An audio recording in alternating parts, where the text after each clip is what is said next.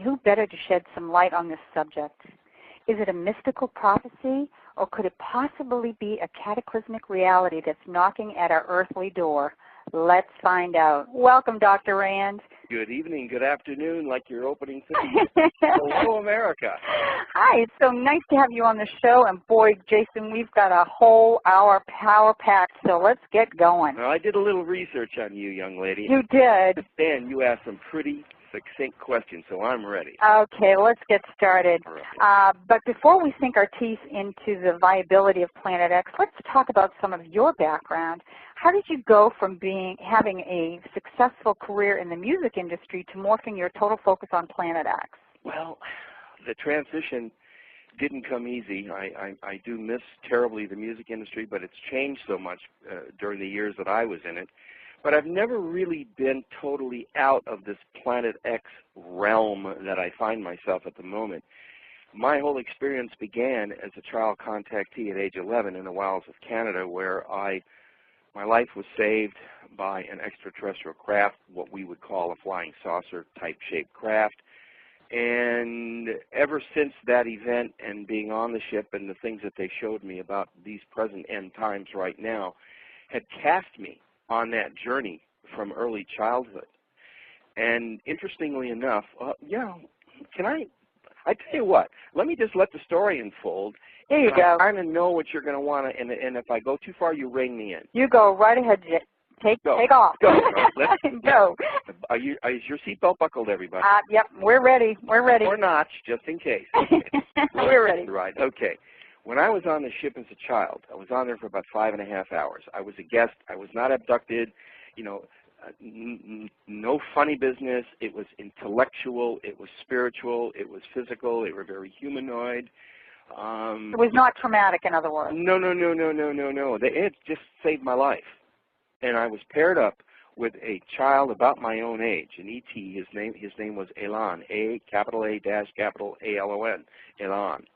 And although he was like, I was 11, although he was like 11 and a half, 12 himself, he was far more advanced for his age than I was. And I knew it, and I recognized it instantly, because he was the one who taught me in less than 15 minutes.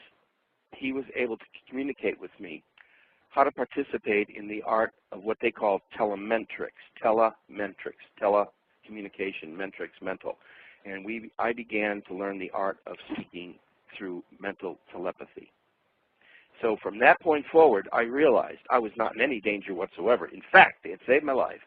And at the end of being on the ship, which was about a 5.5-hour run, I was taken to a small classroom. And Elan and I sat in these big, comfy leather, what felt and looked and smelled like leather. Believe me, I don't know what it was, but it was nice. We saw across large screens in a 180-degree arc, we saw a series like a big slideshow. I'm sure you've been to a slideshow. For sure. Jump. The slides jump left to right and that type of thing. I was basically shown the formation of the solar system, where we were in the universe, how our solar system works. It was a classroom preparing me and setting me up to find out if I wanted to take on the mission when I was older, like I am now. We don't discuss age necessarily, but I'm over 60. Let's put it that way. Okay, what it was showing me what the end times would look like from the future, a future that hadn't yet happened, or the question was, maybe it had happened in their reality and dimensional system, and they were able to play it back for me.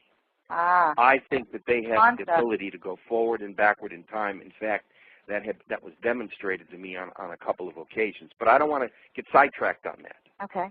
So what I saw at the very end was the formation of our solar system, whereby what I interpreted was that there were originally 12 planets, just like Zecharia Sitchin talks about in his 12 planets. Right, exactly. Okay. That there were, in fact, 12 planets. There was no asteroid belt. That became a byproduct of a mischief in heaven that I'll tell you about. And there very, very possibly was a small baby star that had been born by our sun. In other words, we had a binary star system in the beginning, not a single star system, binary meaning two. By the way, most large or medium-sized star systems like our sun usually have binary star system. So about 80% of them do carry two suns. One, a primary sun, just like ours, luminous, in fusion, creating heat, light, radiance, and that type of thing. And then you have smaller ones, either undeveloped, which are called brown dwarfs, or smaller versions of the large star in miniature. They actually have baby suns. It's just like mama and baby, okay? Okay. All right. Now, we believe that about 4.5 to 5 billion years ago, with these 12 planets and this baby sun, and there were some moons beginning to come together, we have to understand, first of all, Louise, that our solar system's schematic for the way it revolves is that all the planets revolve around our sun in a counterclockwise motion. We think of things that when we read the clock, look at our watch, that type of thing, or traffic flows, it goes in a counterclockwise. Well, our particular solar system doesn't. It flows in a counterclockwise motion. And about 4.5 to 5 billion years ago, a large errant body, probably a huge, almost planet-sized asteroid, or could have been another small planet, flew out from the depths of space right into our solar system. And we believe that it was probably coming just like a bullet out of nowhere. Now we do believe that it was traveling in a counterclockwise motion as it entered our solar system. So it did enter, but when it came in, it started mixing, and we believe that this errant astronomical body smashed into a planet, one of the 12 planets called Tiamat, and that planet burst into a big chunks and debris, and we think that the Earth may be the remnants of that planet that wasn't totally destroyed. Okay, we think the Earth could be what became of Tiamat, because Tiamat was we believe was a fertile planet and had water on it. Another big chunk after it smashed into Tiamat, another big piece of this asteroid-type body smashed into a much larger rocky planet called Marduk. And the word Marduk, incidentally, if you want to Google it up on the internet, has it's a famous word. It has dozens of meanings, most of them dealing with godlike mythical figures from the past and warlords and things of that nature. Marduk. You know, the very words sound ominous, don't they? They sure do. Marduk. All right, so a big chunk smashes into Marduk, which pretty much pulverizes that planet. The bulk of it, the bulk of the pieces, the billions and billions of pieces, became our asteroid belt. Ah, that makes sense, doesn't which it? also rotates counterclockwise along with the rest of it. Now, the asteroid belt is between Jupiter and Mars, okay? Okay, now, another large piece of Marduk, probably the largest single piece that broke off, was cast off into space heading toward the sun. And all the Sumerian legends and all the prophecies and everything called for a new sun to be born. Okay. Now, it should have been true. That sun should have developed into a fully luminous, smaller version, but another secondary sun to our sun. Instead, it was killed instantly when this huge piece of asteroid rock from Marduk and also possibly pieces of the asteroid itself smashed head-on into this baby sun. Now, we believe that this baby sun, it was very possibly as big as Jupiter. I mean, it wasn't some small little tennis size, you understand? Yeah, it was pretty large. This was a large sun, not as big as ours. You understand? Okay, so it's smaller than our own sun, but bigger than Jupiter. Possibly the size of Jupiter. Okay. This baby sun, which means it's big. Okay, gotcha. And it's mostly composed of a metal core, probably molten, covering a molten shell around it, much like the Earth, and that it probably has a low luminosity because what happened when it hit it, it basically killed it, and it hit it with excuse me, such force that it spun it 180 degrees on its axis, and it shot it off in a clockwise. Ah, it's going in the other direction. In the other direction, against the flow and the unity and the harmony and the electromagnetic gravity fields of all the other planets. That word, electromagnetic and gravity fields, is the key here. Okay. And now remember that. We're going to come back to it. Okay. Now, as it struck this little baby sun and basically, for all intent and purposes, killed it, it started out on its long, eccentric, elliptical orbit that could take as much as 3,600 to 4,000 years to complete its cycle, then returning back to the sun and then being shot out like a slingshot. Remember in Apollo 13 when they Oh, right, they had to come back, and that's exactly what they did. They went around the back of the moon, so they slingshot back in. They got their kick in the pants, so to speak, from the moon, shooting them back out in their orbital path back toward Earth. Correct. Okay, so it takes about 3,600 to 4,000 years. Now, why have a 400-year gap? Well, first of all, we don't understand anything about brown dwarfs, if this is a brown dwarf. And we believe it is, and I'll tell you why I believe it is. If it is a small, partially dead brown dwarf star, then its electromagnetic fields will be tremendous, and it'll be pushing a field of debris and pulling a field of debris. So prior to its coming to us and after it goes by, there's stuff before and after is what you're saying. In other words, as it's been incoming toward us now, for let's say the last 1,000, 12,000, or 1,200, 1,300, 1,400 years, I think this time the pattern has been changed slightly. Okay. Timing pattern. As it's coming streaking at us from the depths of space, it's been actually approaching the planet Earth from behind not only the shadow, but the glare of the sun. You're never, ever supposed to look at the sun with your bare eyes. Correct, correct. Louise, don't ever let me catch you. Okay. Don't you remember in school we had those little things. Remember you had to have a piece of cardboard and everything, so you'd look at the box and not into the sun. Exactly. So when this body returns, it's pushing and pulling huge debris fields. Everything and anything that it scoops up flying through the dead of space along its elliptical orbit. Now, what's an elliptical orbit? Okay, do you like to play Let's Pretend?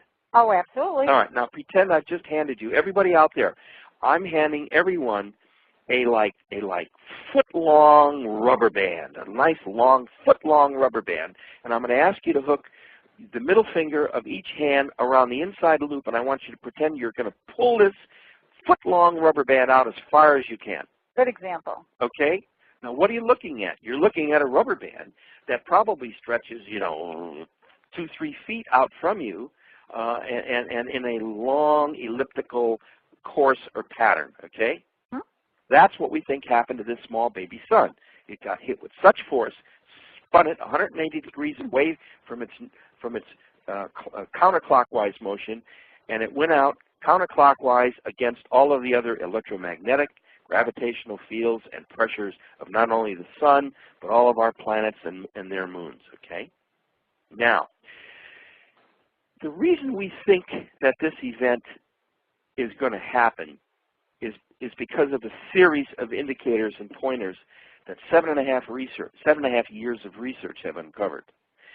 I must tell you, my dear friend, that I read so many books I couldn't read enough. I was going to say to you, this book is such a beautiful book, and you can tell that there's a ton of research being done on this. The more books I read, Louise, the more books I had to read, because they kept saying, and this book will tell you this, or that article will, it was like a never-ending. It's like an Easter egg hunt. For every egg you want 2 more. But I've got to ask you, if there's so much material out there, Dr. Rand, why is it that they're not talking about it? Oh, no, you're jumping subjects. Let me just finish about Planet X. So right ahead, and we'll get to that. I promise I'll answer that. I know you will. Okay, now, if we're right about this incoming body, they don't know anything. They don't know anything about brown dwarfs. By the way, it's not a new subject. In 1982, as early as spring of 1982, NASA itself announced that there was a Planet X. I'm going to read you a quick excerpt from the book. Please do. Quote, in 1982, NASA itself officially recognized the possibility of this legendary Planet X with an announcement that some sort of mystery object was really out there, far beyond the outermost planets.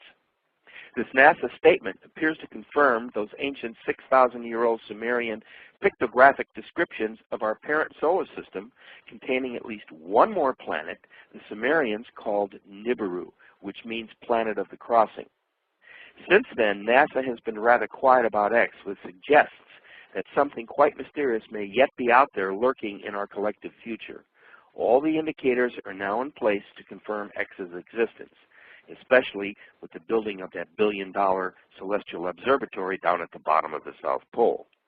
So only time will tell us as we approach 2009 in 2012, and maybe the Sumerians, the Mayans, and the Aztecs were indeed correct.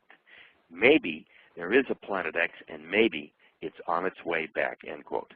Let me ask you something at this juncture here. Yes. Why is it that we can't see it yet? Or why is it that it hasn't been? We can see it. They've already had reports of it. They're coming out of Australia and out of private telescopes at the bottom of the southern hemisphere. Now, what are we talking here, Dr. Rand, within the last 2, 3, 5 years that they're being able to see it? I would say in the last 6, 8 months, the first images are coming in. But that's soon, okay. But you have to have a really good telescopic array, and it must be infrared. Okay. Because this object doesn't necessarily give off a bright, radiant heat or light signature. Okay. It's muted, it's dim, it's murky, it's like dirty, rusty. So it's hard to tell, it's hard to see. It's hard to read, it's hard to detect. Okay. Now, if we're right about this, a lot of people, NASA, referred to it that it might have been like Nibiru, but they actually called it Planet X. Now here's where I need to change that. Nibiru does mean planet of the crossing, but that Nibiru, that particular planetary body, is not Planet X as we know it. That particular body described by Sitchin was believed to be actually the 12th planet of these 12 planets, you see, that we were talking about in the beginning. Now, because it is confusing. It is confusing, and that's part of what feeds this confusion over this whole array of facts and information about something called Planet X. So now I'm going to take that one step further. The reason I call it Planet X was because that is the term that I find most used at this moment, at this time, while we're interviewing each other, is being used on the internet to cover a vast grouping of subjects on asteroids and Planet X and Wormwood and Nibiru and all of these things. It's all called classically Planet X, but it's not true. They're different designations. Now the Planet X that I'm referring to is the one that probably has the most traction on the internet, that it could be or should be or will turn out to be a brown dwarf star, the little baby sister sun to our sun, okay? Now, how I linked all this up is quite fascinating, and then I'm going to answer your question about why this and why that. We believe that this object is also called Wormwood, as described in the Revelation, right. The book of Revelation, chapter 8, verse 11, and I'll quote, "And the name of the star was Wormwood." Now, here's the key. Okay. Remember I told you earlier I was on the ship and I saw this whole class session? Yes. And I saw this collision coming with this body coming in. They showed me how this whole thing was going to unfold with this sun that comes in every so often and the destruction that it does. I saw our planet spinning crazily and possibly turning over, and out in center screen was this large red fiery object. And if you look, are you anywhere near the book? Yes, I have the book right here in my lap. Look down at the front cover. I am. That is the image that they showed me. That's exactly what you saw. And that's exactly what we've reproduced. Incidentally, the artist who did all of the illustrations, or most of them in the book, is world famous, Mr. Shushi Miyagoka from Japan and Los Angeles. I just want to take a second here and tell our audience that this is one of the most fascinating books that I've had the pleasure of reading, and I'd like to put in a plug for the book. Oh, please do. Yep, at this point, why don't you tell folks how they can get it? Oh, okay. And everything. Go right ahead and give all your... If you'd like to obtain a copy, it's 342 pages. It's Time Life magazine style format, nice slick paper, beautiful colorful illustrations. If you would call 1-800-247-6553, that's 247-6553, or visit our website. Can I give them the website? Absolutely. www.returnofplanetx.com, and there's a little hyphen between the T and the X, so it'll be www.returnofplanetx.com, a little hyphen, okay? Now, if you want to get an autographed copy, call this number, 1-901-336-9660, and I'll hook you up with a signed, autographed, dated copy from the author. You know, it's one of these books that I've had it for a few weeks now. You very graciously sent me a copy, and I just keep picking it up and opening it up because there's so much information in here that you can't possibly absorb it all just sitting down and read. It's not just a straight read-through. No, it's not Reader's Digest. Yeah, it's not Reader's Digest. You can't say, wow, that was a great story. By the way, I have nothing against Reader's Digest. Don't get me wrong. It's just that it's not great big bold print, but yeah, it is written. This is like a Bible of its own. But anyway, let's get back to the, you've seen this okay. slide of the red planet. I'm at the end of this classroom session, and I'm showing all this destruction, and then they come back and say, but oh, well, you know, sometimes it's not always that bad, but we showed you the worst that it could be, and then it zeroes in on this image that what filled the screen in front of me was this image that you see on that front cover. And my friend, Elon, turns to me. Actually, he turned to me, and he touched me on the shoulder, and he turned me back toward the screen. He said, I want you to look at that image, and I want you to remember it. And then he said, because that is wormwood. Ah. Now, that stuck in my mind, Louise. It was burned into my consciousness. Yeah, that would do it, definitely. And I did. Now, you're only 11 when this is going on? I was 11. Okay. And I was about 5 months into being 11 years old, so I was 11 and a half, okay? Now, I was born and raised Catholic, and we did not or were not really allowed to study from the Book of Revelation. It's just something that Irish Catholics Right. I'm there with you. I was raised Catholic as well.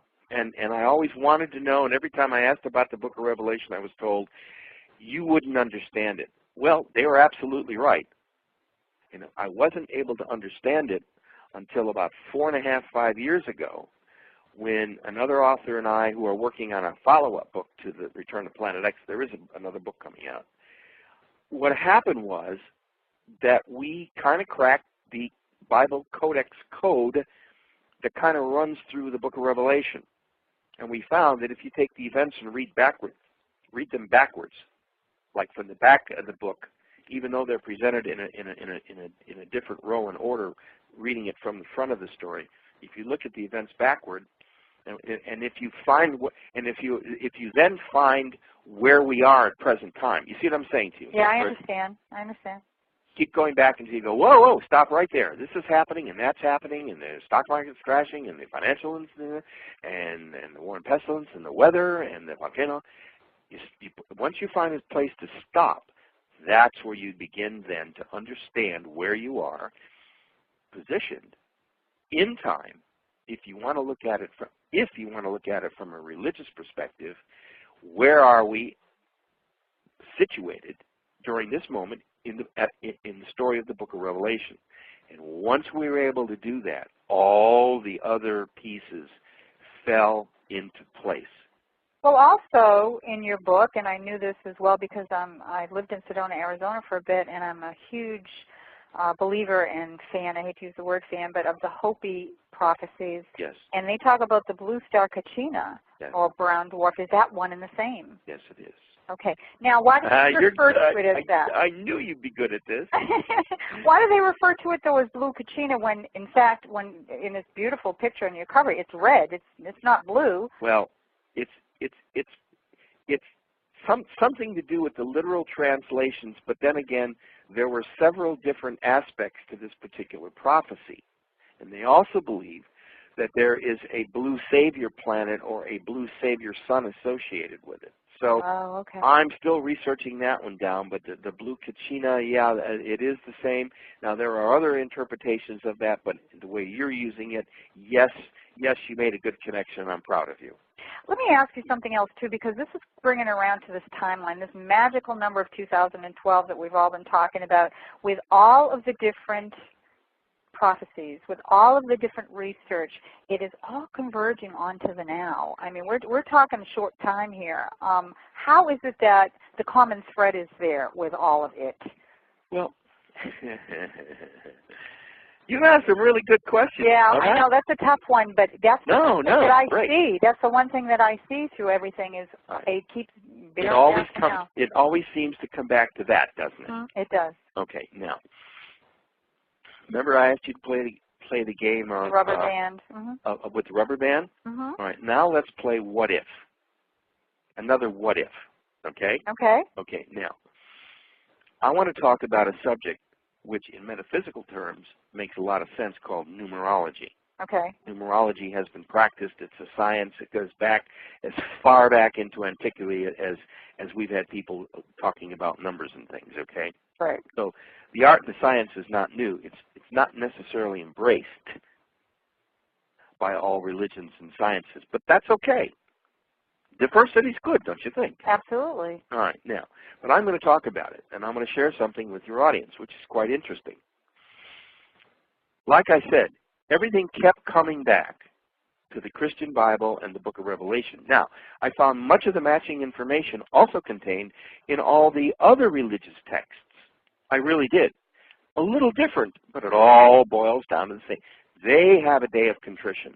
They have a day of purification. Yeah, they're calling it different things, but it really, in fact, is that same result. Right, and it runs consistent through all the written literatures and religious texts of the planet, even in these modern day times. So there's got to be something right connected to it. Correct. So I just couldn't dump it and say, oh, come on, that's just nonsense, right? Okay, now, talking about numerology. The date that everybody's concentrating on is December 21st, 2012. That seems to be the date, maybe a date forward or a date back, but I've settled on 12/21/2012. And all the research that we did on all of these prophecies and all of these Mayan ruins and all the etchings and all the stuff that we had access to pretty much spelled out that date. And what they said was that was when the sky god would return. The sky god would return. Okay, and they believed that they would be taken. But that was from the Mayan calendar, wasn't it? That this originated, or at least the modern day talk of this was based on the end of the Mayan calendar? The Mayan calendar and the Mexican calendar read a little bit different, but they still equate to the calendars that we have. Okay. So here we go. I'm just a little dry. That's okay. Can I take a quick sip of water here? Absolutely, you go right ahead. Go right ahead. I mean, this is an honest interview, right? It is. We are live. You and I did not really plan this. We are live. This is kind of live, and it's rolling, and it's for real. Okay. Let's talk about numerology. The science of numerology is ancient. In numerology, every number has a corresponding letter associated with it. All right? In other words, 1 is A, 2 is B, right? Okay. 3 is C, 4 is D, on and on and on up to 26, right? Okay. Okay, now, so you can manipulate and actually spell things out numerically. Because well, that's, of course, with our language and the way, our modern day language and how we have interpreted things. Exactly. So it's kind of based on numerology, but we're not supposed to talk about that. Okay, now let's concentrate on the actual written date of December 21st, 2012. The date would be 12/21/12, if you break it down to the base numbers. Okay. 12/21/12. Okay? So, if you write down 12-21-12, 12/21/12, it reads as, numerically translated, ABBAAB. ABBAAB. Okay. Okay, now, pretend you've already written this down on your sheet of paper, right? Okay. Now, when you consider that the Hebrew language is read from right to left, Mm-hmm. this date would now read different. I mean, this date would now be translated differently, right? Correct. Here's what it would be: B-A-A-B-B-A, and actually it's pronounced Ba'aba. Ba'aba. Okay. Okay, B-A-A-B-B-A. That's 12/21/12. Now, The Hebrew translation for Ba'aba is Father comes, Father is coming. Ah, okay. Uh-oh. The alarm bells and whistles and sirens just went off when I put that together, because in the Jewish and Christian religion, God is the Father. Understood. Okay, now, once I put that piece together, then it was easy for me to jump to this business of the rapture. Now, the word rapture never, ever occurs in either the New or the Old Testament. It's a rather new theological premise that was fostered during the 20s by a Christian minister, and it started to gain speed, and is now the tenet and the premise of many evangelical organizations and churches. Okay, now he wasn't so wrong though, and I'll tell you why. Jesus himself said that he would return in the clouds, everyone would see him, and he would come and collect his flock. Correct? Correct. No.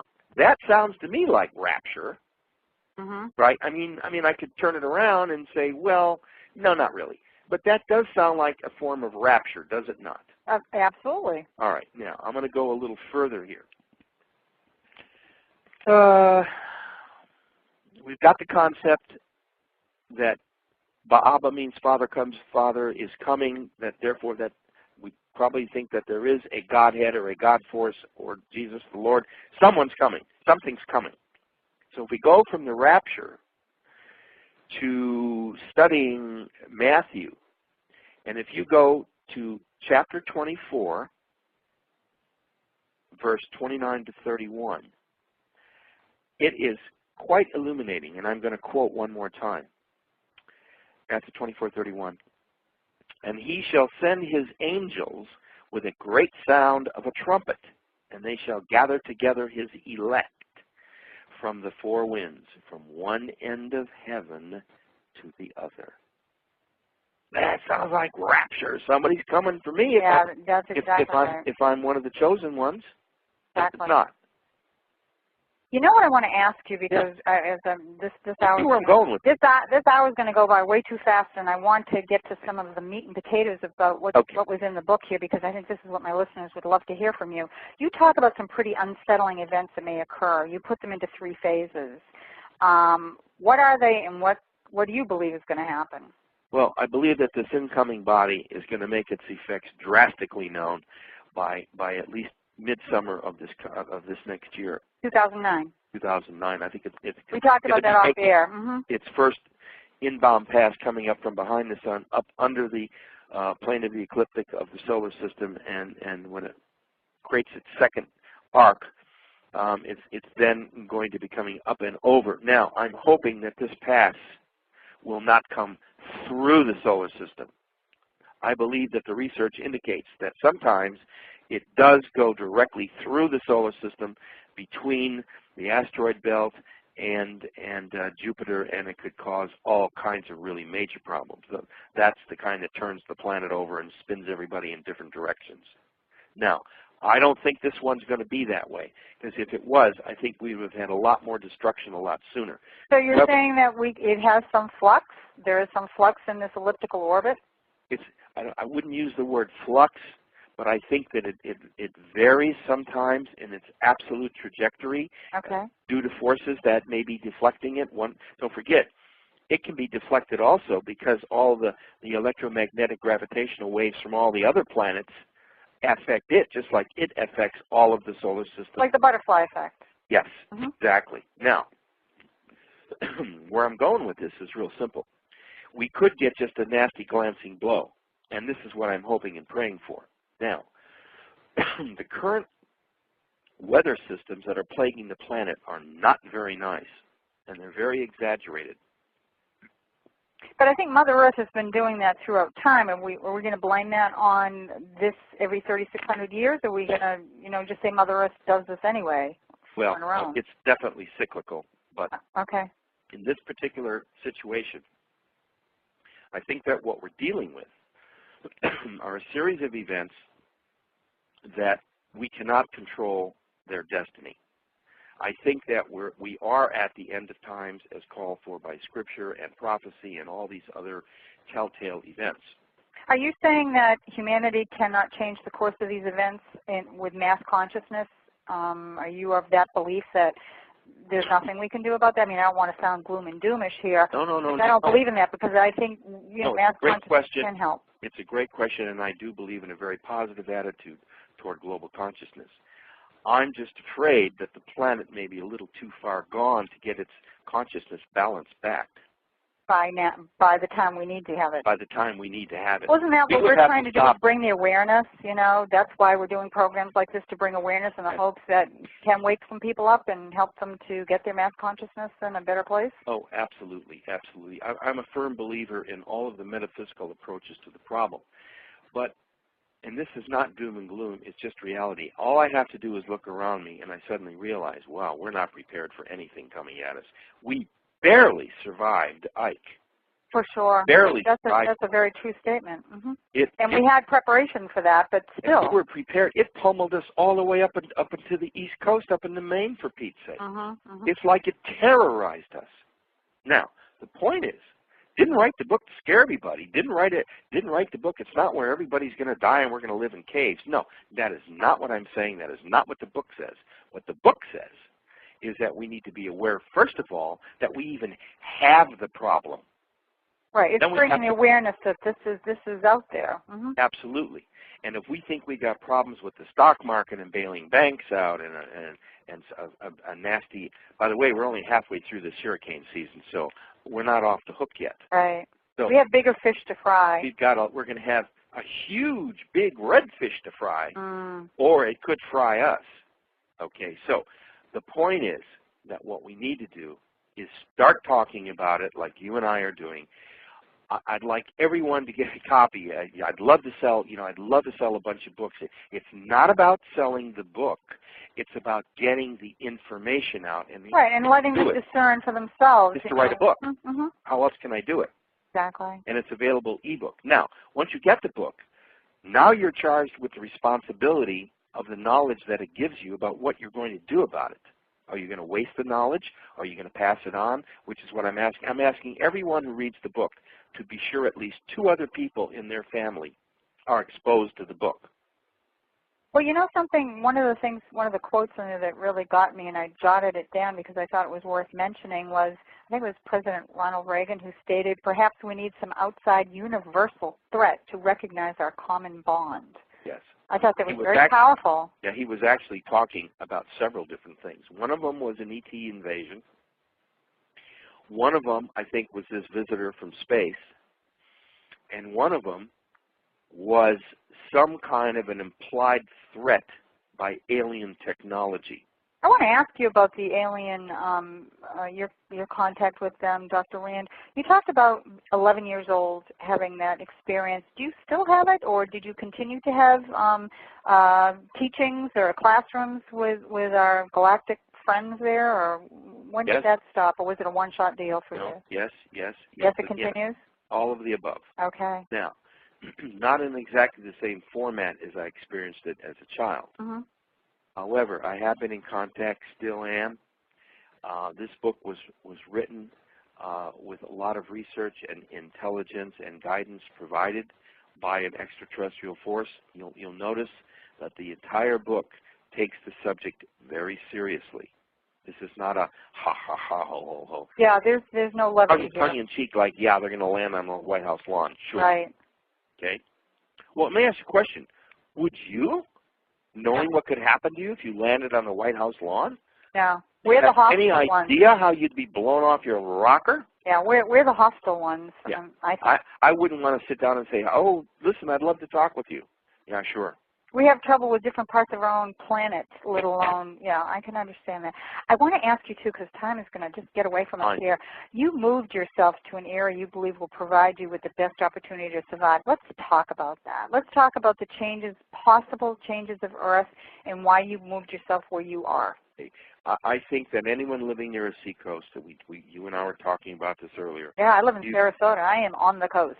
You need to rethink your position and where you live. If Katrina and Ike and Rita and David and Roger, and I can go on and on and on and on and on. There have been over 40 hurricanes that have devastated the Gulf Coast states over the last 100 years. The point of the matter is, do not live near a large body of water or necessarily a big river. And here I am, less than 25 miles from the mighty Mississippi, but we'll go into that later. I believe that if you're near a seacoast, you move inland. If you're in a low area, you go to a higher area. How far inland are we talking, Dr. Rand? I'd say at least 75 to 100 miles would be the barest minimum if the worst develops where there are large tidal waves. Did you see Deep Impact? Yes, I did actually. Remember that wave that I sure do. in on that reporter and her father? Mm-hmm. Well, sure was real. And that's exactly and that's the what kind you of thing. think is going to happen is if it's worse, if it's as bad as it could be. I'm not saying it's going to be. But is it debris that's going to be coming from our skies as a result of what this is pushing and pulling with it that's going to fall into our atmosphere? What is going to cause this? It is known that there could be hot meteorite-type rocks falling. In fact, our research indicated that the times when it came back, there were vast patterns of devastation by fire and burning rock. We believe the last time it came back was in the year 1447 BCE, about 3,460 years ago. And that's when Moses was leading the Israelites out of Egypt under Pharaoh's rule. Ah. And that would explain all of the miracles, all the things that happened when Moses cast his rod, all the pestilence and the sun stopping and the earth tilting and the firstborn dying and the rivers turning blood. All of these are manifestations of what we call Planet X or wormwood. Well, that's what they're talking about. That's the first, when I first became aware of any of this topic, it was the planet shift. It was global warming and the planet shifting, the poles shifting. It was before we started talking about Planet X or any of that. So that was... Pole shift would be the super, super extreme. That's big trouble. That would take 2 shows. I know. Okay. And you know something I wanted to ask you too, because I wanted your opinion on this. I asked a lot of other guests about it. Nobody's really had any kind of satisfactory answer because it bothers me terribly about the chemtrails, which are man-made. They are so in our face, but they are being ignored. Is that weather control, or is that, do you have any opinion on that? I mean, we've got a lot of things going on astronomically, but we have things going on here too that people are concerned about. Is that friend or foe? What is the chemtrail? I find it's probably 50-50. I think there's some experimentation going on. I think some of it is natural phenomena. I think that the planetary climatary status is changing. I think they're trying to figure out what's going on. I wouldn't put a really bad conspiratorial view on Spin on it, okay. I think you should keep it reasonable. I find in this business is so nuts, Louise. Yeah, it is. Either you're all one way or you're all the other. You're a solid Republican, and I hate the Democrat. I hate. Well, it's hard to know, or too. It's scientifically, you're one end of the zone or other. Oh, there's no such thing as UFOs. How stupid. Well, there's a lot of disinformation out there, too. Yeah, Dr. Mann, we're getting so bombarded on the Internet in particular with information, it's hard to know what's what. Believe me, the government and everyone in power on the planet knows exactly what's going on. There are committees and upon committees, and there are layers upon layers and layers of... Are they afraid of panic? Is that why they're not giving it out? But, yes. But wouldn't it... Because there's nothing they can do. There's nothing they can do. There is nothing you can do. What could they do about Houston? Nothing. What could they do in New Orleans? Nothing. Well, the information about preparation, which is just what we're doing here tonight, we're giving out information for preparation as much as you can prepare for something. Each state needs its own preparedness center, and each state needs to take this very seriously. I live in Mississippi. I'm about 335 miles northwest of the coast, and I feel effects even where I live from winds and rain, and we had a tornado came through. I had the most unique experience, and I know time's getting real short here. Go right ahead. I did a stupid thing. Our town got hit with a series of tornadoes. Now it's got to have been about 6-8 months ago, and It was early April, I do remember that, and there had been warnings all afternoon. The weather was awful, rain and wind and hail. It was just awful. And then it got really, really, really quiet, so everybody went inside. And it was just then that we felt, well, everything probably passed by okay. Well, it hadn't. 20 minutes later, all of a sudden the winds came back, and I could hear the roof shingles lifting up and slapping down on the roof of the house. It was very, very discerning. I mean, it was like, whoa, what is that? So I thought to myself, well, I'm going to go out there and get to the source of this, right? Well, I got to the front door. My front door pulls in. I could barely open the door because of the vacuum. Oh. As it turned out, the tornado was only 150 to 200 feet above my house, right there, turning on its axis, heading for the warehouse area. Had it kept coming, it would have probably settled down right on top of me. That's amazing. And I saw it because when I finally got the door open and I go out, and it almost sucked me out, I had to grab on to a porch and a railing that we had there. And just as I'm trying to figure out how to get back in the house, it hit. You know what an electrical relay substation is, where they have all the breakdowns? Oh, absolutely. From big power to smaller power to smaller right. power and into the houses? Mm-hmm. Well, this tornado, that was the first thing it touched down on.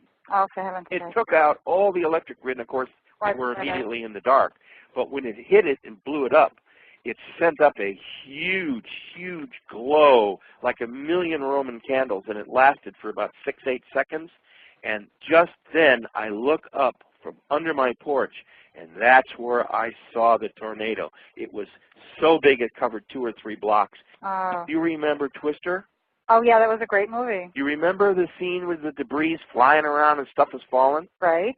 Stuff was falling all over the place, banging on my roof, the sleet, and it was howling, and I barely made it back inside the house. Now, are you, and you must be in a low-lying area? No. I'm in a normally high area. I live about 400 feet above sea level. Okay, that's rare. That's so rare. I'm about 320 feet above the river level. What can we tell our listeners? What can they do right now to prepare themselves without panic? Right. You know, what are your recommendations here? Because we don't want, you know, obviously everybody isn't going to do a mass exodus from the coast. I mean, don't you remember? But we're not recommending that either. Yeah, but remember in 2000 when the new millennium was coming in, there was a panic state of things changing. I remember some people I knew casually that up and left Florida and they moved to Wyoming because they needed to get away from the coast, and then of course absolutely nothing happened. Well, that was a good thing. But so we don't want to scare them, but we don't want to poo-poo this either. So what can we do that's intelligent and not panicking? Number one, take stock of who you are and where you are and why you are. Okay. Become aware of who you are. In this time, on this date, we live at a very exciting time to be alive, Louise. I agree with that. Changes to this planet that no man has ever seen before. Now, the next thing you need to do is you need to take stock of your family. Knowing all about yourself and having yourself secure is one thing. If you have a family, you have a wife, children, you have relatives, grandparents, aunts, uncles, you need to put a family plan together, just like they say in FEMA. Then you have to instruct everybody on the worst that could happen.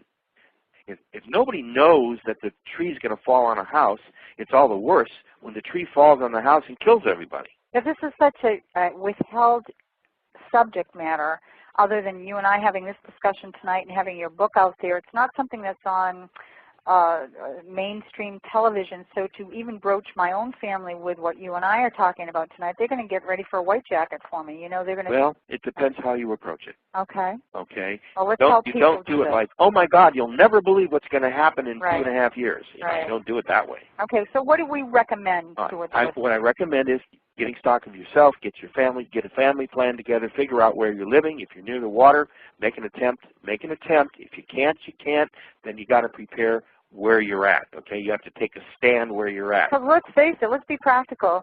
Right now we're economically in a crisis, and houses aren't selling. You know, people can't just say, okay, I'm going to abandon my home, but yet they can't sell their home either. Well, I think what's going to happen is the government is going to go to an exchange program. That's what I'm talking to my local state senators about that.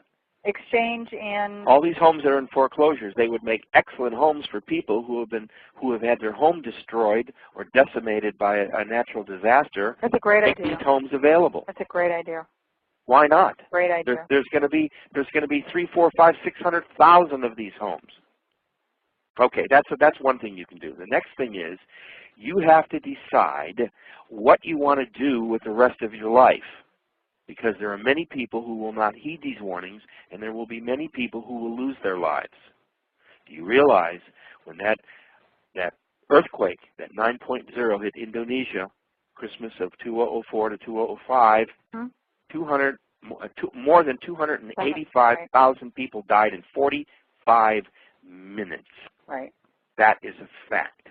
If I never say anything more about a natural disaster, it's real. But that's something that you really can't prepare for with something like that of that magnitude. It doesn't matter what amount of preparation you have. Agreed. But if you're sensitive to the times and things that are going on, you're going to be careful of where you are at any one given point in time. Do you believe our galactic neighbors will be able to not only reveal themselves pretty quickly, because I'm hearing that and I'm getting that they are going to come? Yes, there's going to be a huge interplay between UFOs, ETs, personal contacts, and I believe there'll be a big scenario called a liftoff. A rapture, if you will.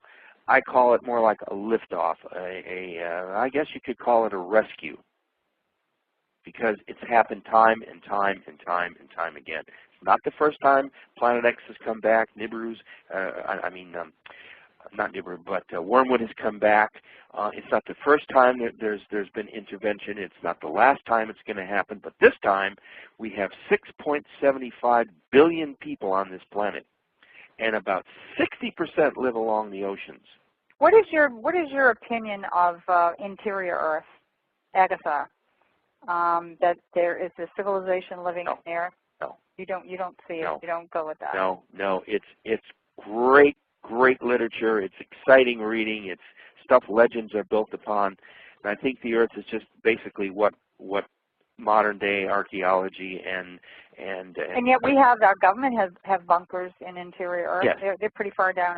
Most governments do. Most governments have had them now for the last 10 years. Most governments have known about this for the last 25 years. I just need to take a quick break just for a second and tell my listeners that next week my guest will be seer, author, and spontaneous channeler Jillian Macbeth Lawson. Being human is, we are relating to this, being human is a hard job, and every day we're asked to choose a higher path or a portal of learning by our every action and reaction.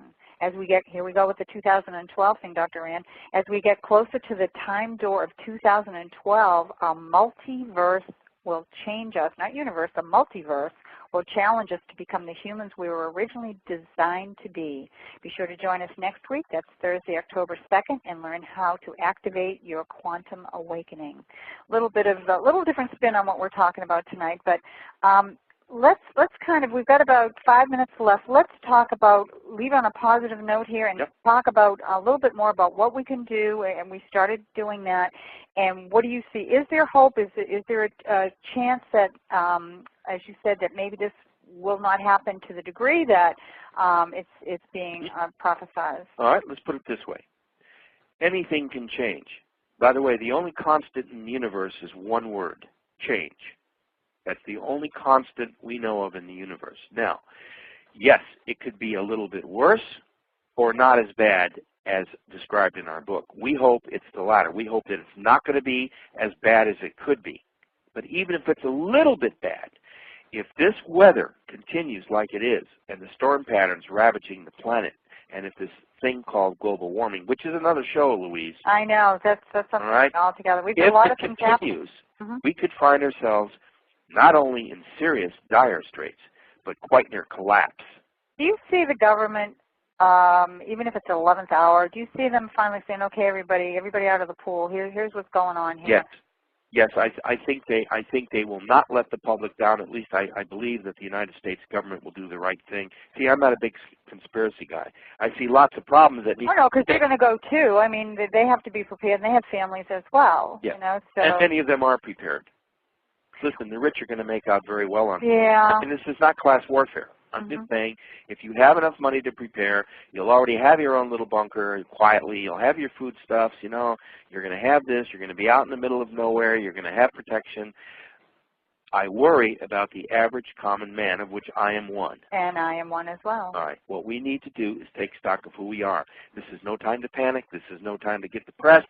This is no time to hoard things, but it's time to prepare, take stock, and read about and learn about. The Internet is rich with information.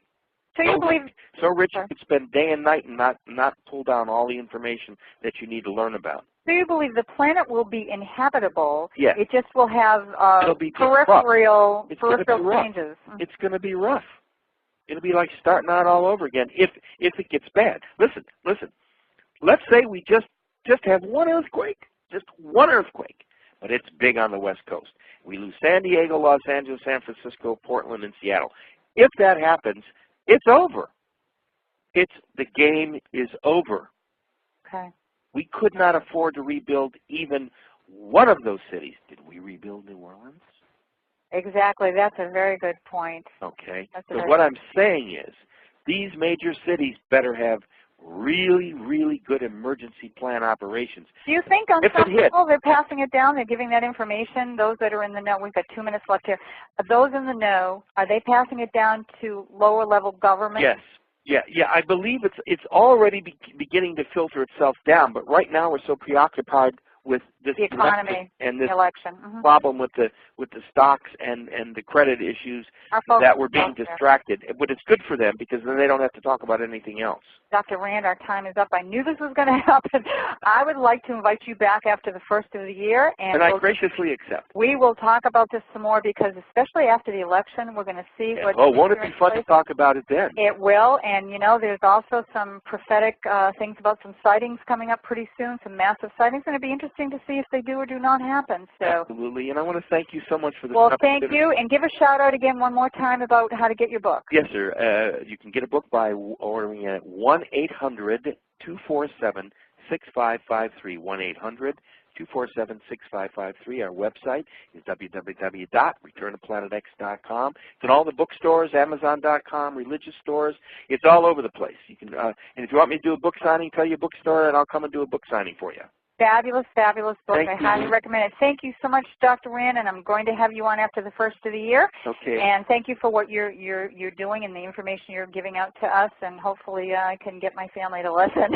Okay. Thank you, everybody, and bye-bye, Louise. Thank you. And I also want to thank my listeners for listening to Now That's What I'm Talking About. Good night, everybody.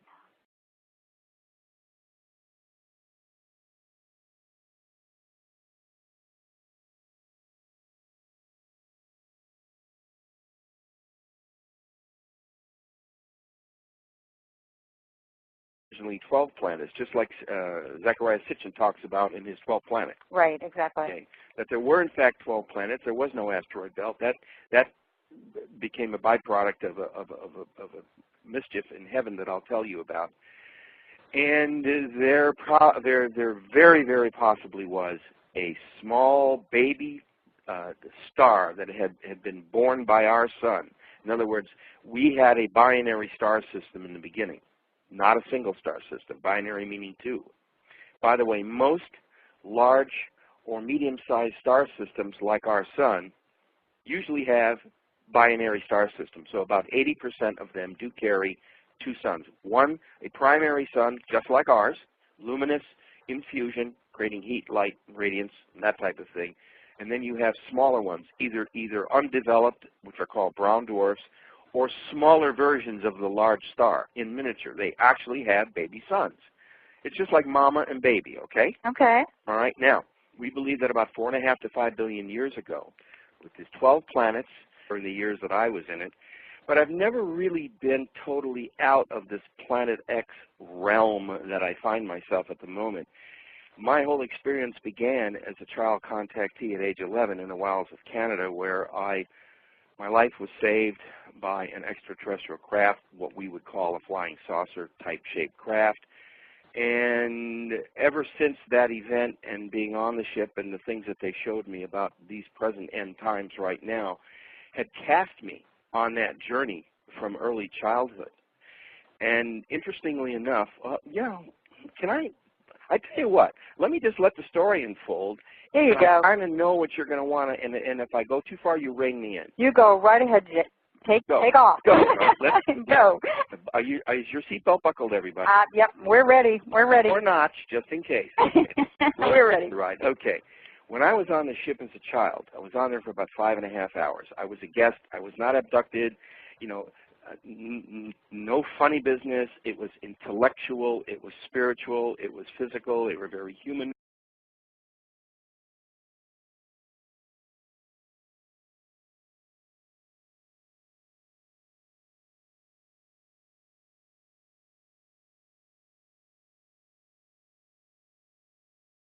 Who better to shed some light on this subject? Is it a mystical prophecy, or could it possibly be a cataclysmic reality that's knocking at our earthly door? Let's find out. Welcome, Dr. Rand. Good evening, good afternoon, like your opening thing. Hello, America. Hi, it's so nice to have you on the show. And boy, Jason, we've got a whole hour power-packed, so let's get going. Well, I did a little research on you, young lady. You did. Dan, you asked some pretty succinct questions, so I'm ready. Okay, let's get started. Right. But before we sink our teeth into the viability of Planet X, let's talk about some of your background. How did you go from having a successful career in the music industry to morphing your total focus on Planet X? Well, the transition didn't come easy. I do miss terribly the music industry, but it's changed so much.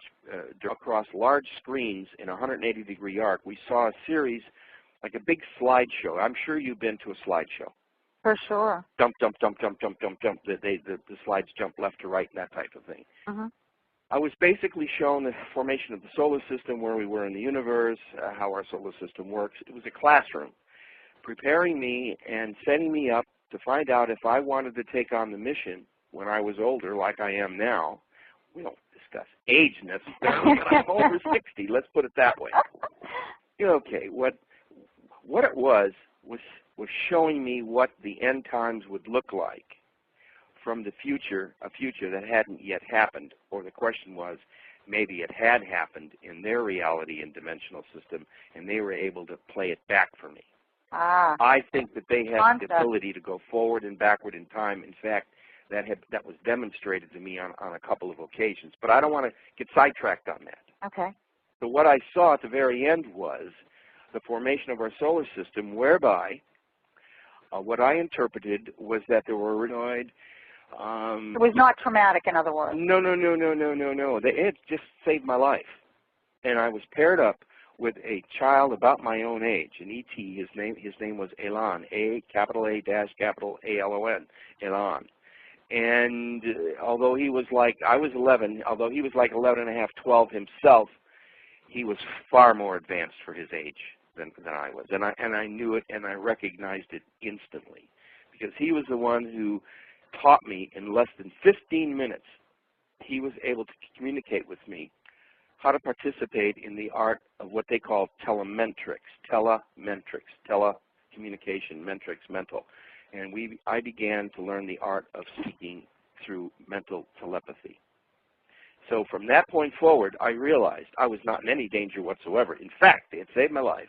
And at the end of being on the ship, which was about a 5.5-hour run, I was taken to a small classroom. And Elon and I sat in these big comfy leather, what felt and looked and smelled like leather. Believe me, I don't know what it was, but it was nice. We saw